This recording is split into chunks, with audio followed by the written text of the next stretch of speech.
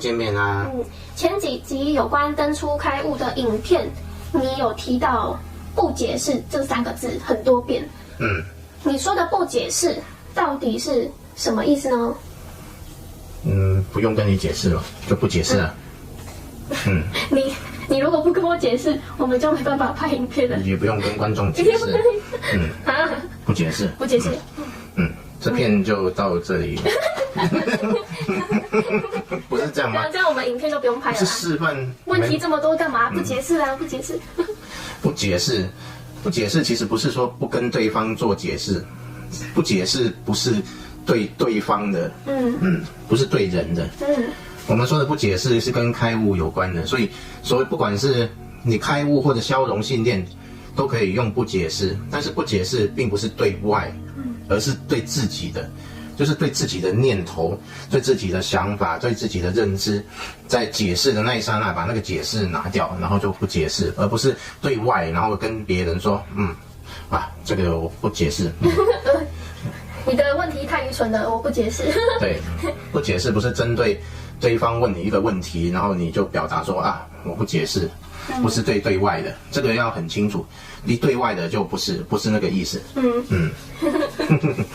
不然我们这一集也不用拍了，就不解释。不解释。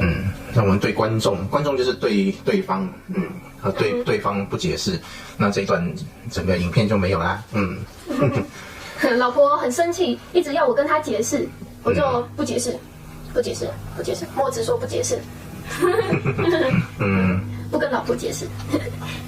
其实不解释我们听到不解释，那首先就要了解什么是我们要传达的解释。我们要传达解释是在我们脑袋里面的信念，还有认知，还有定位，还有标签，还有意义，这些全部都是解释。我们要把这些东西全部都轻松的放下来，也就是我们在五蕴里面，我们谈到了五蕴，各位应该还记得，五蕴就是色受想行识。色就是对事物看到一个样子，可以比对的样子，可以辨识的样子，就是色。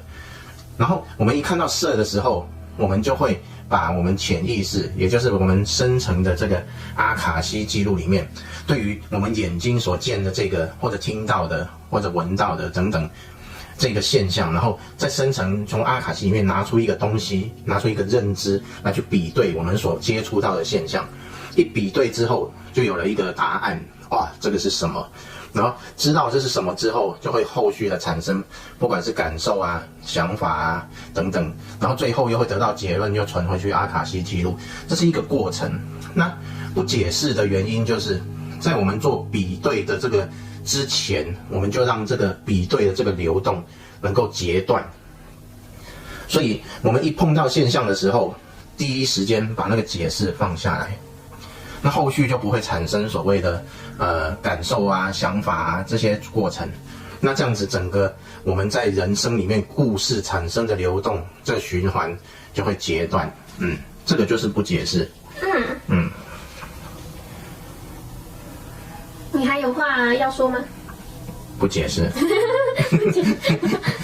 所以不解释的意思就很简单，就是这样。那这个是针对开悟然后来做的一件事情，是你说他去做也好，第一时间其实是在做的。但是当你做着做着，你已经习惯了，你很轻松的就会把那个解释脱落。一开始是有点好像做作一样，想到我已经对他解释了，那我不应该解释，那我就轻松的把那个解释放下来。这时候就进入空，第一时间就会去想到我不应该解释。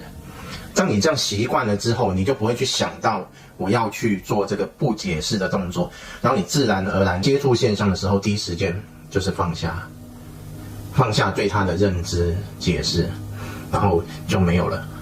然后这时候你就回归到你自己的觉察，这个是开悟的方向。那有人问说，不解释跟发呆的差别在哪里？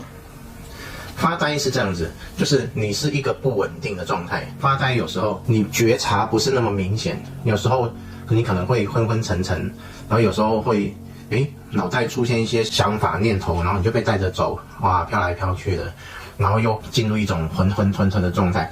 所以它有可能是混沌的，也有可能是被脑袋的想法拉走的，然后也可能是处在一种不知所谓的状态。这就是发呆。不解释，它是一个恒定的觉察，也就是我一直保持着觉察，但是因为我没有解释，所以我就没有觉察的东西。觉察而没觉察到什么，这个就是不解释。所以那个觉察是清清楚楚的在那里。这个就是一个最明显的跟发呆不同的地方。那个觉察是恒定的，一个保持着极高度的觉察，却没有觉察到任何的现象。这个就是不解释。我们在平常生活中，对于消融信念这件事情，我们都知道，在显化的过程当中，现在讲的是显化，各位要听清楚。我讲开悟的时候就是讲开悟，然后讲显化的时候就是讲显化。不解释可以应用在显化里面。那我现在讲的就是显化这个部分的不解释。不解释应用在显化里面的时候，怎么使用呢？因为我们常常会有一些不要的信念，我们自己不想要的信念跑出来，这时候我们自己察觉到，这个信念明明就不是我要的，这样子你用不要的信念就会显化出不要的情境回到你身上。这时候你马上知道，我跑出了一个信念，然后我马上对那个信念的解释轻松的放下来，然后这个信念就会不见了。这时候还没产生刚刚五蕴所说的感受，感受是推动我们显化的一个很主要的燃料。所以当你信念一升起来，在还没产生感受、情感、情绪的时候，你就看到这个信念马上轻松的不解释，把它放下来。这时候那个信念就不见了，然后信念不见的时候，你就不会去显化出跟这个信念相关的这个现象回到你身上。这个就是应用在显化上。你当然也可以用另外一个信念去取代这个已经被你放下来的信念，用新的信念去产生新的感受，你就处在那个频率上，你就可以显化出你要的，从你不要的去用一个你要的去改变它。这个就是用在显化上面。有些人可能第一时间就误会了你的不解释这3个字，就可能因为拒绝跟别人沟通，所以就拿不解释来塞别人的嘴巴。不解释，不跟你解释，不跟你解释，我不跟你解释，不解释，你也不解释，你不要再解释了。你解释咯，你解释咯。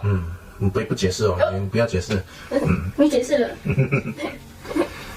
所以不解释是完全对自己的，不是对外的。对外的并不是真正的我们要表达的那个不解释。对啊，之前那个不解释好像是网络流行用语。网络流行用语。BJ4。就变成每次然后对方讲什么你就不解释。